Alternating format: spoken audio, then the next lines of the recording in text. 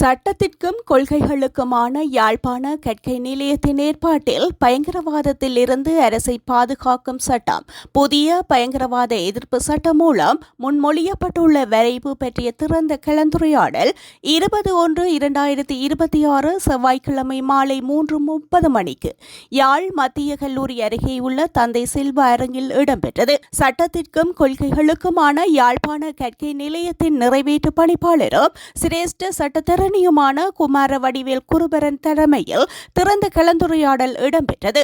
மேற்படி கலந்துரையாடலில் புதிய சட்ட வரைவு சொல்வது என்ன, பழைய சட்டத்தை நீக்கினால் போதாதா, புதிய சட்டம் தேவைதானா, பழைய சட்டத்தை விட புதிய சட்டம் முன்னேற்றகரமானதா, பயங்கரவாதத்திலிருந்து அரசை பாதுகாக்கும் சட்டம் தொடர்பில் தமிழர்களினுடைய கூட்டு நிலைப்பாடு எதுவாக இருக்க வேண்டும் போன்ற விடயங்கள் ஆராயப்பட்டன.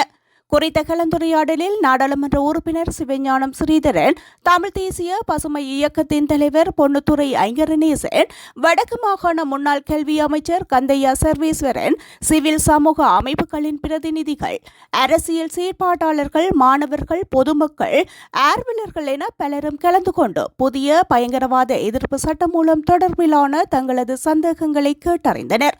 அதற்கு சட்டத்தரணி குருபரன் அவர்கள் பதில் அளித்திருந்தார்.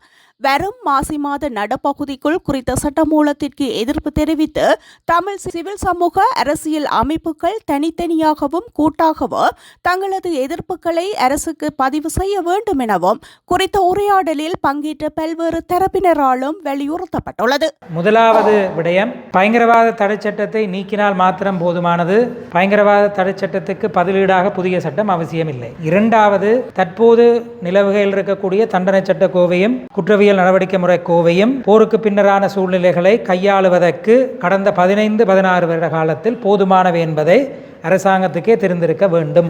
மூன்றாவது, விளைவுகளையும் உள்ளடக்கித்தான் ஒரு பயங்கரவாத நடவடிக்கை பயங்கரவாதமா என பார்க்கப்பட வேண்டும் என்ற விடயம் முன்னேற்றகரமாக இருந்தாலும் பயங்கரவாதம் தொடர்பில் மிகவும் பரந்துபட்ட அளவிலான ஒரு வரைவிலக்கணம் முன்வைக்கப்பட்டிருக்கிறதும், குறிப்பாக இன்வெஸ்டிகேஷன்ஸ் ஆஃபீஸர்ஸுக்கு இன்னும் பரந்துபட்ட அதிகாரங்கள் வழங்கப்பட்டிருக்கிறதும், அவசர காலநிலை ஒன்றுக்கு கீழே வழங்கப்பட்டிருக்க வேண்டிய அதிகாரங்கள் இன்னும் ஒரு சட்டத்தினூடாக நிரந்தரமாக வழங்கப்பட்டிருக்கக்கூடிய சூழலும், டிடென்ஷன் ஆர்டர் என்ற நடைமுறை இன்னும் பயங்கரவாத தடை சட்டத்துக்குள்ள வச்சிருக்கப்பட்டிருந்தும் அது 1 வருஷம் வரைக்கும் போறதுக்கான ஏற்பாடுகள் சில பாதுகாப்புகளோடு இன்னும் வழங்கப்பட்டிருப்பதன் காரணமாக இந்த சட்டம் அடிப்படையில் வலுவானது என்று நான் கருதுகிறேன். இதில் சில திருத்தங்களை மட்டும் செய்கிறது ஊடாக என்னை பொறுத்த வரைக்கும் இந்த சட்டம் ஒரு ஏற்புடைமை என்ற அளவுக்கு வராது. எங்களை பொறுத்தவரையில் பயங்கரவாத தடை சட்டத்தை நீக்குவது என்ற ஒரு ஒற்றை வரியிலான ஒரு முன்மொழிவு பாராளுமன்றத்துக்கு ஒரு பில் வடிவத்தில் முன்வைக்கப்பட்டால் போதுமானது. அதனை மீளவும் முந்தையும் ட்ரை பண்ணியிருக்கிறோம். ஒரு தனிநபர்